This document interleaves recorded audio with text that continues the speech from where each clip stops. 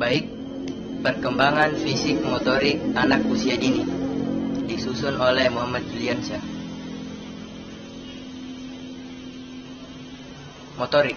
Motorik merupakan perkembangan pengendalian gerakan tubuh melalui kegiatan yang terkoordinir antara susunan saraf, otot, otak, dan spinal cord.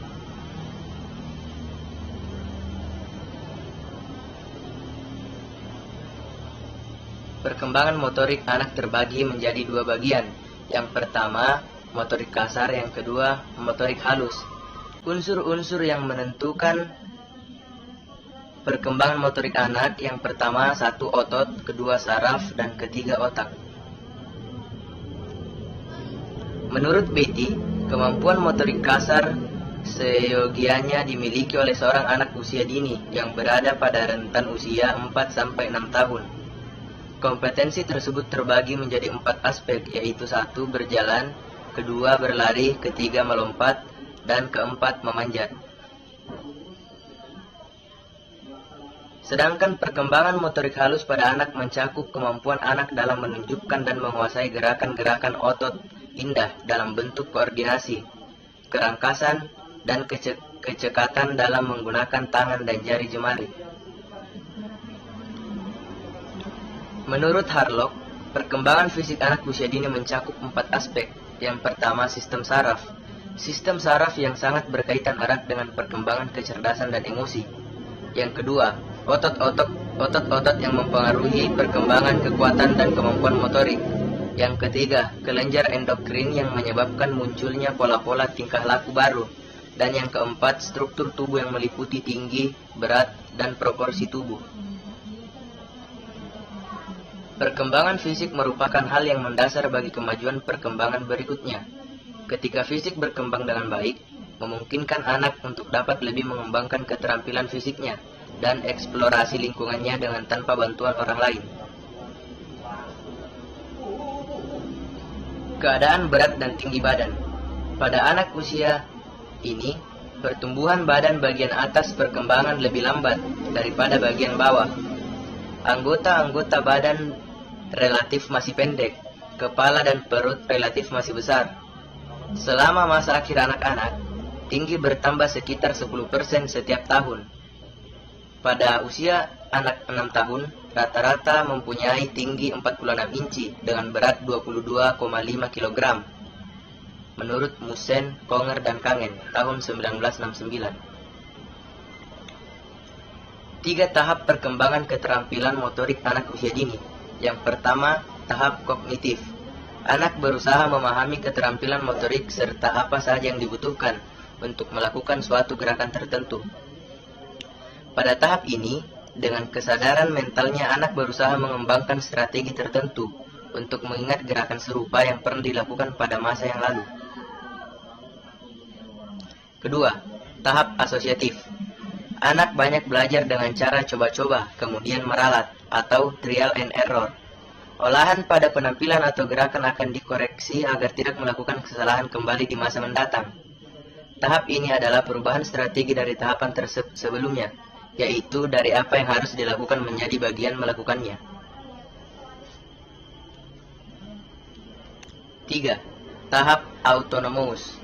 Pada tahap ini, gerakan yang ditampilkan anak merupakan respon yang lebih efisien dengan sedikit kesalahan, sehingga artinya anak sudah menampilkan gerakan secara otomatis. Prinsip perkembangan motorik.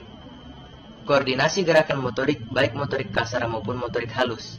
Ada beberapa prinsip utama perkembangan motorik menurut Madina dan Bouchard tahun 1991. Di antaranya, yang pertama, kematangan syaraf. Yang kedua, urutan. Yang ketiga, motivasi. Keempat, pengalaman. Dan yang terakhir, praktek.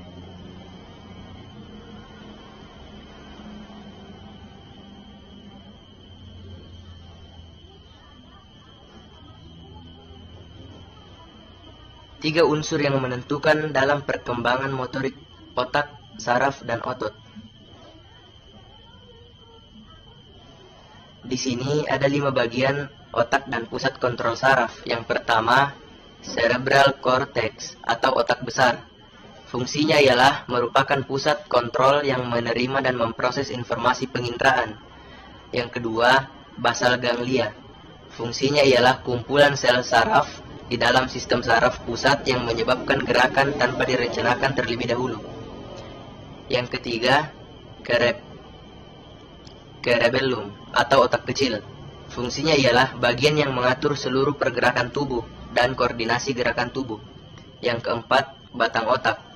Fungsinya tidak lain merupakan bagian yang menghubungkan otak dengan jaringan syaraf, memiliki fungsi menyeleksi informasi dan membiarkan otak bereaksi sesuai kebutuhan. Yang terakhir, jaringan saraf merupakan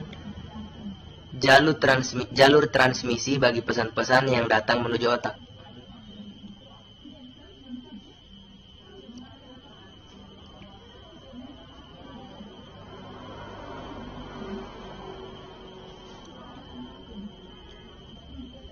Indikator pencapaian tahap perkembangan fisik atau motorik anak usia dini. DEF tahun 1970 mengklarifikasikan domain psikomotorik ke dalam 5 kategori.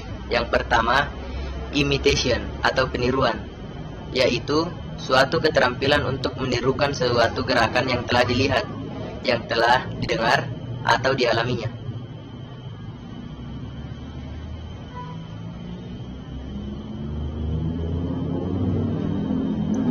Yang kedua, manipulation atau penggunaan konsep, yaitu suatu keterampilan untuk menggunakan konsep dalam melakukan kegiatan atau gerakan. Yang ketiga, precision atau ketelitian, yaitu suatu keterampilan yang berhubungan dengan kegiatan melakukan gerakan secara teliti dan benar. Yang keempat, articulation atau perangkaian, di mana articulation yaitu suatu keterampilan untuk merangkaikan bermacam-macam gerakan secara perkembangan. Gerakan artikulasi ini menekankan pada koordinasi suatu rangkaian gerakan. Yang kelima, naturalization atau kewajaran pengalamiahan, yaitu suatu keterampilan untuk melakukan gerakan secara wajar. Menurut tingkah laku yang ditampilkan gerakan ini, paling sedikit mengeluarkan energi baik fisik maupun psikis.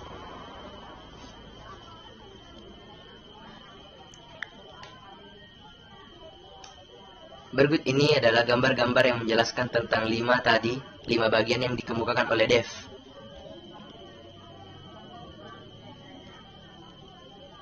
Baik, kita akan menjelaskan sedikit keterampilan motorik kasar. Keterampilan motorik kasar merupakan keterampilan fisik yang melibatkan otot-otot yang besar. Tugas perkembangan jasmania berupa koordinasi gerakan tubuh, seperti berlari, berjinjit, melompat, bergantung, melempar, dan menangkap, serta menjaga keseimbangan. Kegiatan ini diperlukan dalam meningkatkan keterampilan koordinasi gerakan motorik kasar.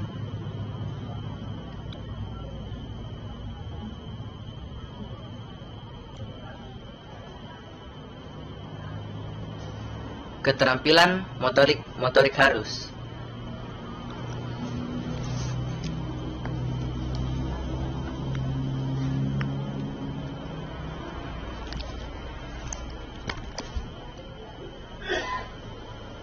Tadi kita membahas keterampilan motorik kasar, sekarang kita akan membahas lebih detail keterampilan motorik halus. Keterampilan motorik halus merupakan keterampilan fisik yang melibatkan otot-otot kecil dan koordinasi mata dan tangan.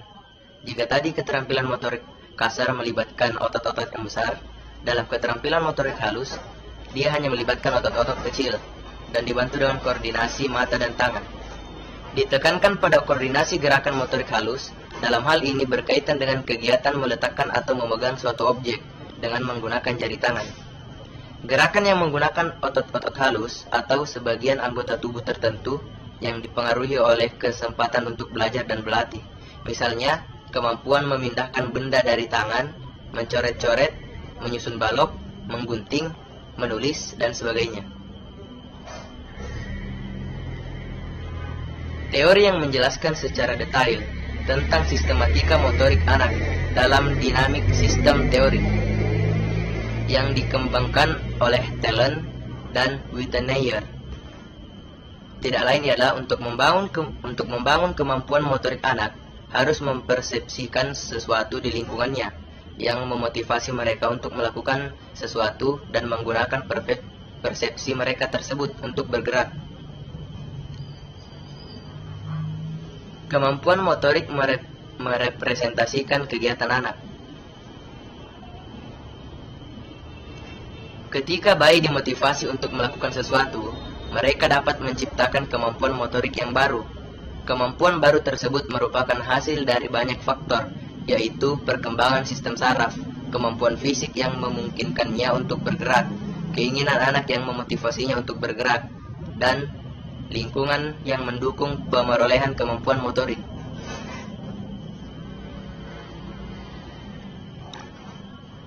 Tadi kita sedang menjelaskan apa itu motorik kasar dan motorik halus. Sekarang kita akan menjelaskan tentang tujuan perkembangan motorik. Tujuan perkembangan motorik yaitu penguasaan. Keterampilan yang tergambar dalam kemampuannya menyelesaikan tugas motorik tertentu. Itu yang dikatakan oleh Yuda Muhammad Saputra dan Rudianto tahun 2005.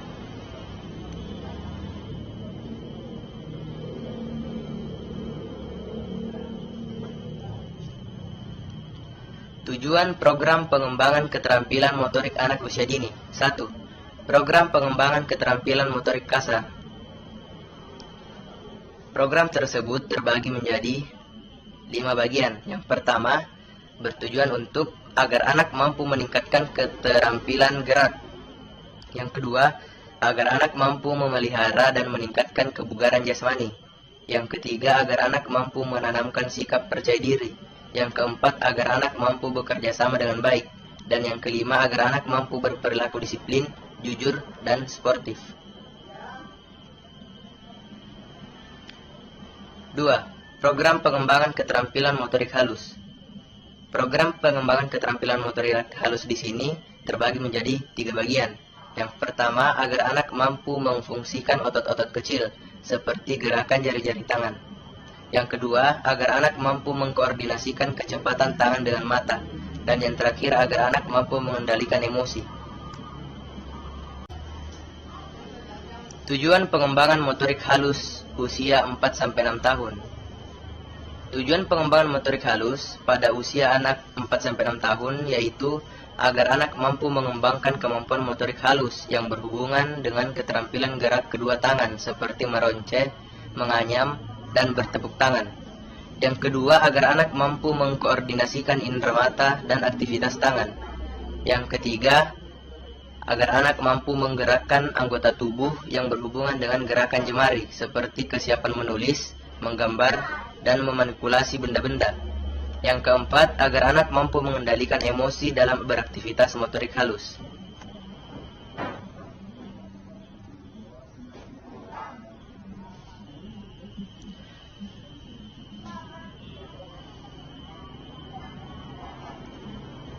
Fungsi keterampilan motorik anak usia dini menurut Harlock.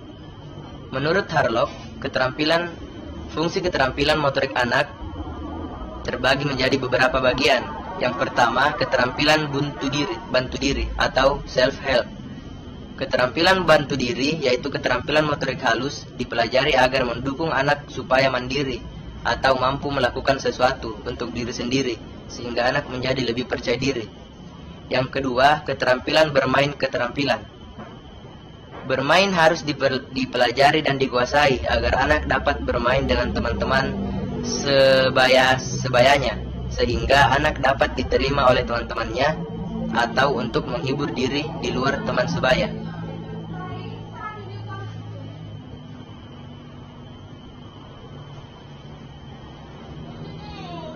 Tiga, keterampilan bantu sosial atau social help. Anak harus memiliki suatu keterampilan agar dapat diterima di dalam keluarga, sekolah, dan masyarakat. Keterampilan motorik dibutuhkan untuk membantu pekerjaan rumah di dalam keluarga, membantu pekerjaan sekolah ketika di lingkungan sekolah, maupun di masyarakat. 4. Keterampilan sekolah. Pada awal memasuki dunia sekolah, anak banyak diberikan kegiatan yang melibatkan keterampilan motorik, seperti melukis, menulis, menggambar, menari, dan lain-lain. Semakin banyak dan semakin baik keterampilan yang dimiliki, semakin baik pula penyesuaian sosial yang dilakukan dan semakin baik prestasi sekolahnya, baik dalam prestasi akademis maupun dalam prestasi yang bukan akademis.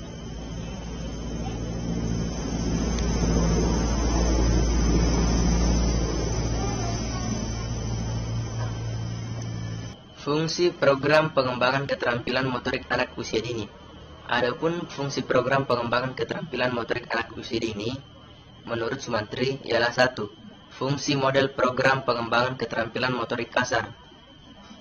Fungsi model program pengembangan keterampilan motorik kasar terbagi menjadi beberapa bagian. Yang pertama, pemacu pertumbuhan dan perkembangan jasmani, rohani, dan kesehatan untuk anak usia dini.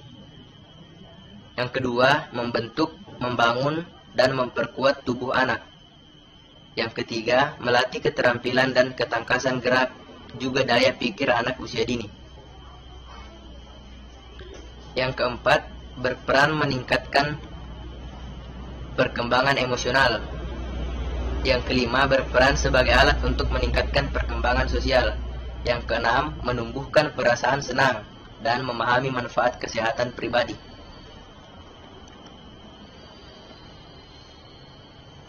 Dua, fungsi model program perkembangan keterampilan motorik halus.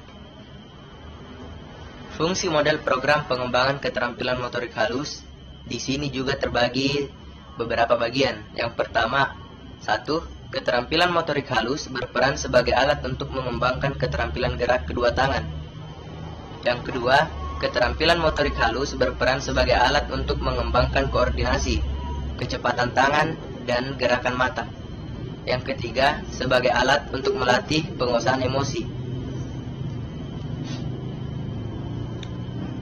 Fungsi perkembangan motorik halus menurut Mujito. Yang pertama, anak dapat menghibur dirinya dan memperoleh perasaan senang. Yang kedua, anak dapat beranjak dari kondisi tidak berdaya pada bulan-bulan pertama kehidupannya melalui keterampilan motorik. Yang ketiga, keterampilan motorik, anak dapat menyesuaikannya dengan lingkungan sekolah dengan keterampilan motorik. Saat ideal, Harlock, untuk mempelajari motorik adalah pada masa kanak-kanak dengan alasan 1. Karena tubuh anak lebih lentur dibandingkan dengan tubuh remaja atau orang dewasa sehingga anak lebih mudah mempelajari keterampilan. Yang kedua, anak lebih mudah dan cepat belajar karena keterampilan yang dimiliki masih sedikit, sehingga keterampilan yang baru dikuasai tidak mengganggu keterampilan yang sudah ada.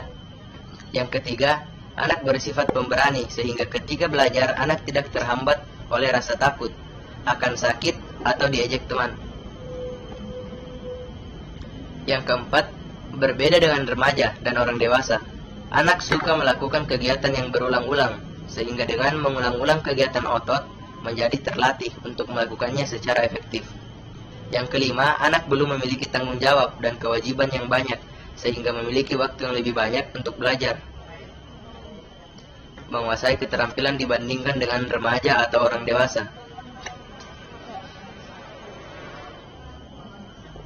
Perkembangan motorik akan berbeda tingkatannya pada setiap individu. Anak tertentu mungkin akan bisa melompat dan menangkap bola dengan mudah, sementara yang lainnya mungkin hanya bisa menangkap bola yang besar atau berguling-guling. Orang tua dan orang dewasa di sekitar anak harus mengamati tingkat perkembangan anak-anak dan merencanakan bagaimana kegiatan yang bisa menstimulainya. Pertumbuhan dan perkembangan kemampuan fisik motorik anak akan mempengaruhi cara anak memandang dirinya sendiri dan orang lain. Perkembangan fisik motorik yang sehat dan optimal akan membuat anak menjadi lebih percaya diri dan berani tampil di depan umum. Hal ini akan tercermin dari pola penyesuaian diri di si anak secara general. Baik, itulah tadi penjelasan dari PPT yang saya paparkan kepada teman-teman. Lebih dan kurangnya mohon dimaafkan, atau jika ada sesuatu yang ingin dipertanyakan, mohon teman-teman memberikan pertanyaan yang tidak di luar dari materi. Sekian, terima kasih.